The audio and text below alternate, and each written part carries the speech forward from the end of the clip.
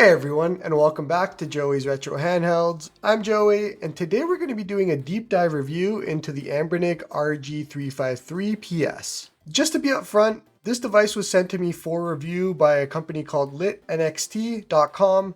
They've sent me a few devices now over the last few months, and I've had a really good partnership with them. They're a really good website. I've placed my own orders, they've arrived without issue, and so highly suggest that you check them out in the description. The Anbernic RG353PS has three color options: transparent white, gray, and transparent purple.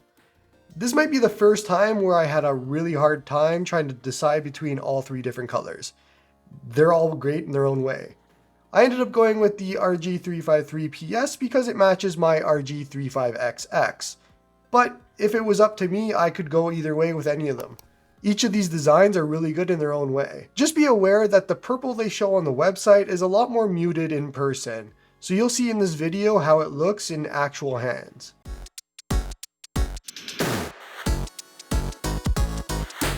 Let's talk about specs now, and like always, I'm not going to bore you with a bunch of numbers. You want to know what consoles this plays up to, and the answer is it depends on your patience. This device can do a lot on the higher end. Some Dreamcast, PSP, as well as Nintendo 64 and PlayStation 1. There's a lot of caveats in that sentence, so we'll talk about that later. Battery life is roughly 5 to 6 hours in my testing, not something you should be concerned with, and this is with Wi-Fi on with retro achievements. So on that point, this does have both Wi-Fi and HDMI out, which instantly makes it a device I'm interested in. You need a mini HDMI to HDMI cable, but you can throw this on the big screen and play it that way if you'd like. Lastly, this version, the PS, has only Linux as an operating system compared to the P model, which has Android and Linux as dual boot options. We'll talk about the P model in the next section. In US dollars, the RG353PS is $95 direct from Anbernic plus shipping, or $114 from litnxt with shipping included. My orders from both sites take about 2 weeks to arrive, so just factor that in when you're purchasing. If we're going by price, let's talk about a few alternatives to the PS that you might want to consider. For $20 less, there's the Powkiddy RK2023, which doesn't have Wi-Fi, but essentially the same specs. I haven't had a chance to personally test it, and I'd love to, but going off third-party stories, build quality is one area that Powkiddy just doesn't excel in compared to Anbernic. And so for $20 to lose Wi-Fi and Anbernic's quality, I don't think I'd go that route. Alternatively, they do have a black version that does have Wi-Fi, which would be a $10 savings over the PS. Lastly, to wrap up in the horizontal options, there is the Anbernic RG353P. The PS that we have here today is a sort of step down version of the P model in that it has less RAM and doesn't have Android, but it is $45 less. As much as I personally love Android, I don't consider either of those benefits worth $45. Horizontal aside, there are some vertical handheld options that do compete with the PS that we should talk about. The most obvious is the Anbernic RG353VS. If you've been paying attention to the naming, this is the PS in a vertical form factor exactly. And it's the same price. I have an RG353V here, which again, not to be confusing, is the same as the P model in that it has Android and an extra 1 gig of RAM. And so everything we're going to be talking about today and showing directly applies to the VS as well, minus the form factor. But as I've mentioned a few times over the last few months, I'm not a fan of the stick layout on the V, and so the PS appeals to me more as it has more naturally placed analog sticks. The last two vertical handheld comparisons I want to talk about is the Anbernic RG35XX and the Miyoo Mini Plus. At $56 and $66 respectively, I did a video comparing both of these that I'll have on screen at the end of this video. But if you don't mind a vertical form factor, you might like these options more and can save some money. They only do up to PlayStation 1, so no Nintendo 64, Dreamcast, PSP, etc. But wait till the end of this video after seeing the performance of those systems to decide if that's even worth it to you. To sort of sum up this long-winded rant, the PS is in its own category as it's being exceptionally well priced and good featured for a horizontal handheld.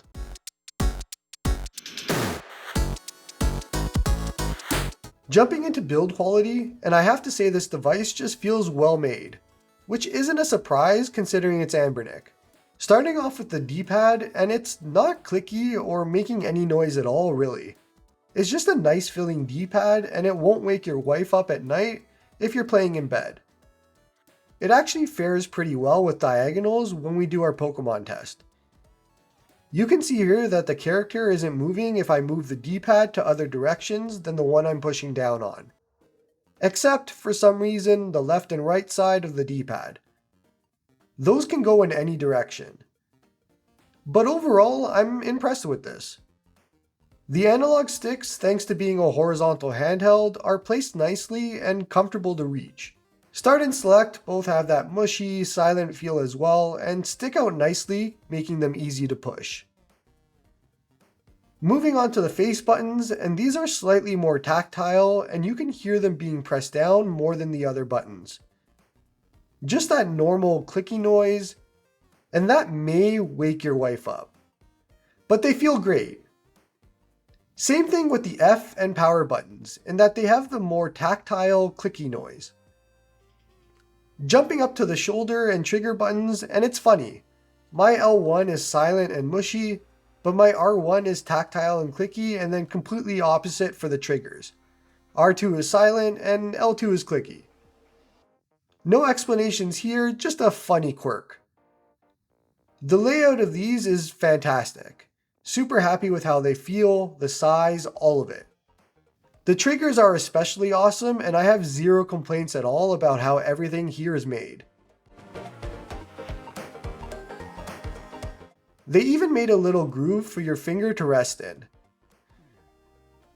Going to try and get it on camera, but there's a small groove and a lip that just contours to your finger.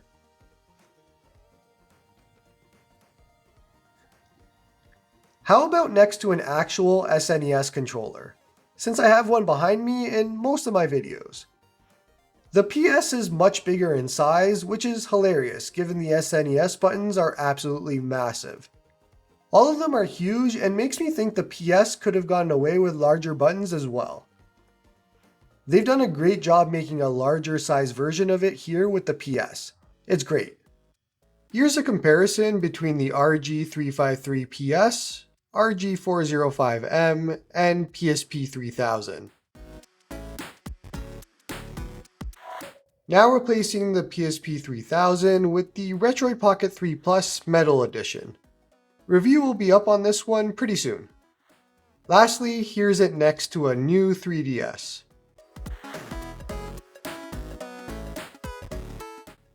Let's do a tour of the device, and you'll see we have an OTG port at the top, which typically people use to get Wi-Fi in non-Wi-Fi devices.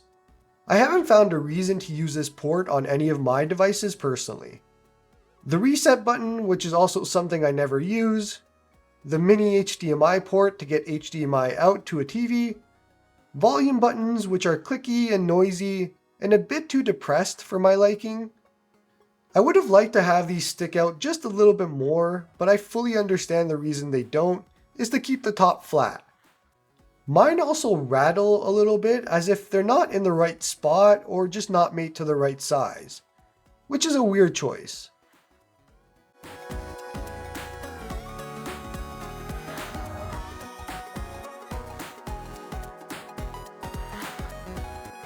Lastly, we have the USB-C charging port, which, as a reminder, you want to use a 5V and 2A or less charger on these devices, as there's a ton of reports about brick devices if you use a USB-C to C cable or fast charging. On the bottom is the TF1 slot for your operating system SD card, and then the optional TF2 slot for a second SD card for just ROMs. You can use one slot if you like, but I use two slots for myself, as you can see here. I'm using a 32 gig operating system card, which is way bigger than you need, and a 128 gig ROM card, which is just enough. Lastly, we have the headphone jack for those 1990s headphones that we all still have. And then on the back, we have these nice comfort grip pads to make holding the device a lot easier. From just an overall feel and comfort, this device is fantastic to hold. It might be my favorite. My middle fingers rest on the grip pads, ring or pinky fingers hold the device up, depending on if I'm using the sticks or the D-pad, and you can play like this for hours without concern. It's not something that I personally can say about vertical devices, it's just a benefit from having a horizontal handheld in general.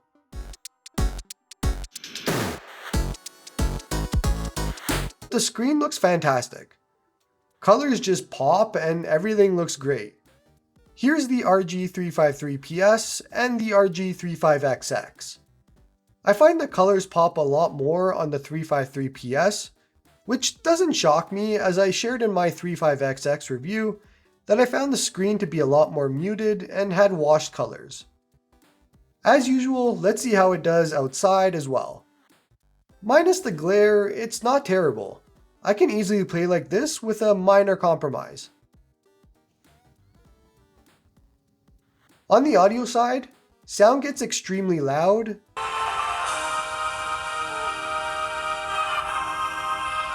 I haven't had any issues with audio on this device like I did with the Miu and the 35XX.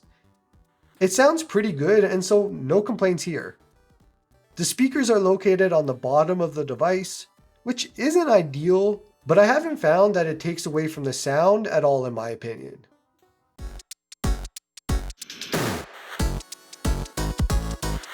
In case you missed it, I have a setup guide for this device on how to get ArcOS up and running, with some tweaks to get the most out of it. I'd highly suggest it if you're picking up one of these, as I find the custom firmware like ArcOS to be a lot better than something like stock. And so not much to talk about on the software side if you've been in this space for a while, but if you're new and you'd like to know what this does, let's talk about it. Here's a small overview of what it all looks like. The main menu has tiles with all your platforms that you can jump into and see all your games and launch them. Since the device has Wi-Fi, we can easily get box art for all our games like you can see here. Then it's a simple matter of just jumping into a game and off you go. One of the benefits of ArcOS, or any custom firmware really, is the developers set up the key bindings, emulator settings, and everything for you so you don't have to fiddle around with much at all. Just load a game and play, which makes it a great experience. You also have the ability to play PC ports of games. An example here is Stardew Valley. You need to have the legally purchased version on Steam, and there's some work to be done behind the scenes in transferring files over, but after that you can just play here as normal and it's pretty awesome. Another cool feature is remote services, which is something I really appreciate as it lets you access your device by its local IP address anywhere on your network. So just open a browser, type the IP, and you can now move ROMs around as you want. Really helps when you find a game you want to play, but don't want the hassle of having to remove the SD card and connecting it to your PC. Beyond that, there's a lot of little tweaks and things you can change, but if you just want to play games, this is an awesome firmware to do so. On the topic of Wi-Fi, I can safely say that it works great here. It stayed connected, easily transferred files over when I wanted to, and it's just been perfect for retro achievements.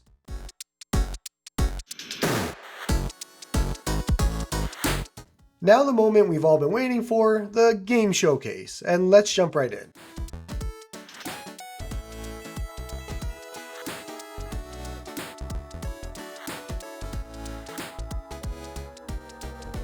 The sweet spot for me in this device is going to be the 8 and 16-bit era.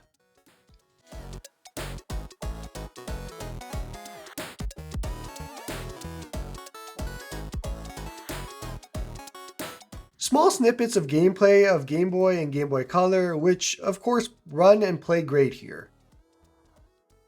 With the native aspect ratio, you'll have the vertical bars on both sides, but I don't find that to be an issue. Game Boy Advance is another that will play perfectly, and with the aspect ratio of the screen, only small amounts of bars on the top and bottom.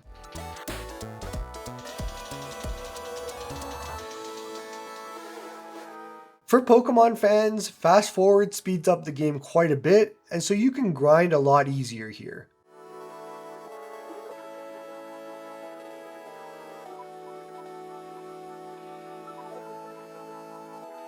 NES is just more of the same, and so not much that you can talk about with these consoles. They're all going to look and play great.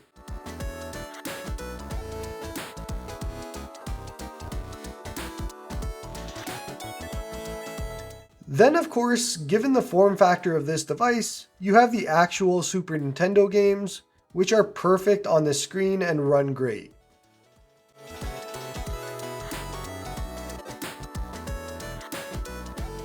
It's obviously not a one-to-one comparison with the SNES controller as we saw before, but it's pretty damn close. The screen is vibrant, the controls feel great, and I can't see a reason why this wouldn't be the absolute best way to play SNES games right now.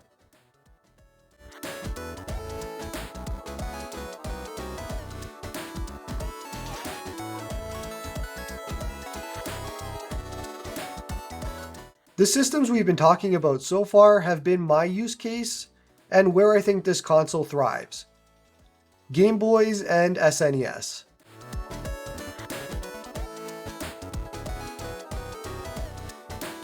But of course, it does more. PlayStation 1 would be the last console that this emulates that I consider it to be a great way to play, as the next ones are what I consider bonuses.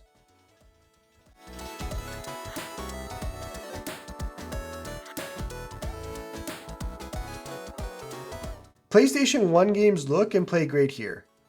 No issues that I found, and there's tons of documentation on this chipset that you'll have no issues with basically the entire PS1 catalog.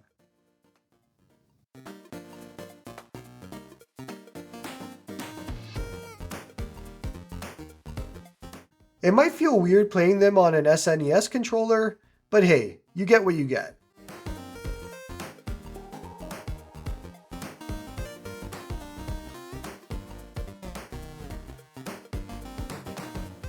And so let's jump into the consoles with caveats. The first one is Nintendo DS, and you can likely guess, but with such a small screen, you have to swap back and forth constantly, and there's also the issue of the lack of touchscreen. This of course is not an issue for all games, as some can be played entirely on one screen, like Mario Kart DS or Super Mario Bros. For example. Have to be honest, I'm still a huge believer that both DS and 3DS are best played on their native consoles, as you'll just have rough experiences with one screen, but as long as you're okay with that caveat, DS works well.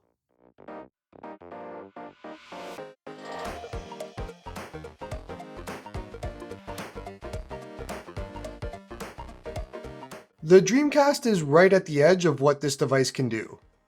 It actually does get really good frame rates in some games, and it's extremely playable. It won't always be perfect, and it won't be smooth for every single game. You'd have to jump up to a T618 device like the RG353PS for that.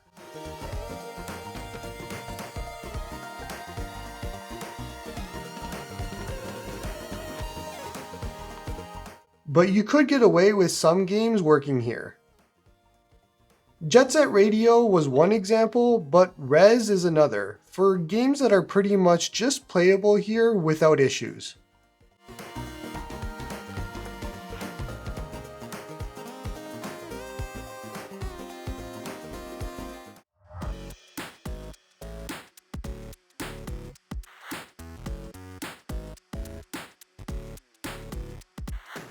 I'll be honest, I didn't start seeing perfect Nintendo 64 and Dreamcast until the Anbernic RG353PS. But it's also double the price and has a much better chipset. So as long as you're not expecting miracles here, some Nintendo 64 games are playable in a way. Using a quick example, with the default emulator and settings, I booted up Ocarina of Time and had graphical issues with Link's face and other texture and frame rate issues as well.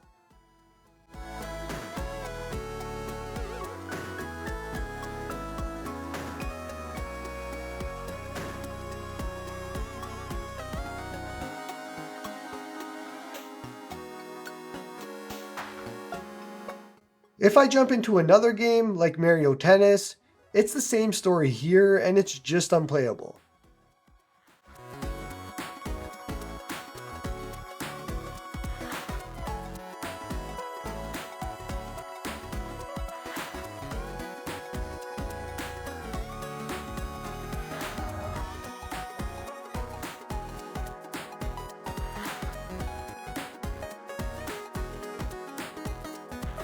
Looking at Super Mario 64, and it's the same story.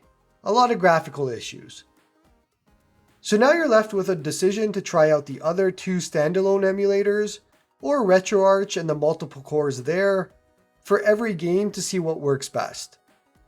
So you can start to see the slippery slope. I'm personally of the mind that if a console doesn't work perfectly out of the box, or with the very smallest amount of tweaks, then it's just a bonus for whatever handheld it is. But if you don't mind all that tweaking, you could play N64 here just fine, as most of these games have a pretty good frame rate, so it's just other issues.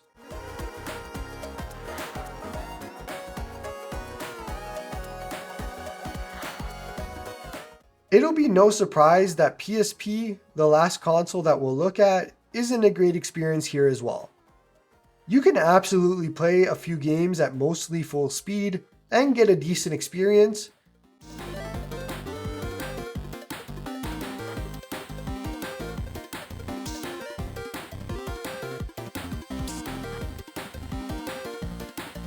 Something like Disgaea or Hexus Force, but you have to get over the aspect ratio and the text.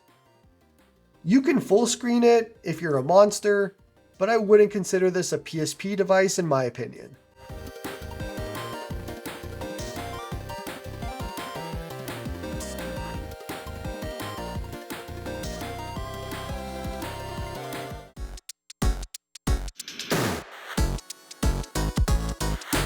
Let's wrap it up here with my thoughts and overall pros and cons of this device. It's a great value. At this price, with these features and being horizontal, there just isn't anything else like it that I could point to. I think it makes a perfect entry-level device into retro handhelds, and this combined with the 35XX would be the two that I'll personally be recommending as first devices to people. Build quality, comfortability, form factor are all A+ in my opinion, and just holding something that feels like an SNES controller is great. Lastly, the screen is fantastic and makes colors really pop to what I personally like them to look like. For some negatives, it was a bit of a struggle to think of many, as you can likely tell from my review, so let's nitpick. I think Anbernic should take a look at the 353PX, or whatever weird naming convention they want to make up, and have an even cheaper version of this device that matches the 35XX. A sub $60 horizontal handheld would be fantastic. On the complete opposite side, I would absolutely love a 405p version. This form factor and comfort would be awesome with that chip. Lastly, I wish they had the gray color option with the Skittle buttons, or at least the ability to buy those buttons separately. That's all I got. I don't really have many major negatives on this device. As you probably could tell, I love it. If you don't have a retro handheld right now and you're looking for one, this would be my choice easily. I can easily and highly recommend it to almost anybody that's just looking to jump right in. It's funny because I made a video not too long ago on what my favorite retro handhelds are so far in this year, and already that video is out of date because this for me is going to replace my 35XX. I never thought in a million years I'd say that for 2023.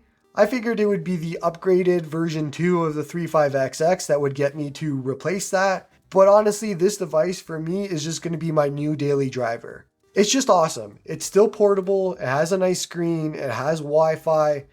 For me, it has everything that I need. And so it's an easy thing for me to just carry around every day.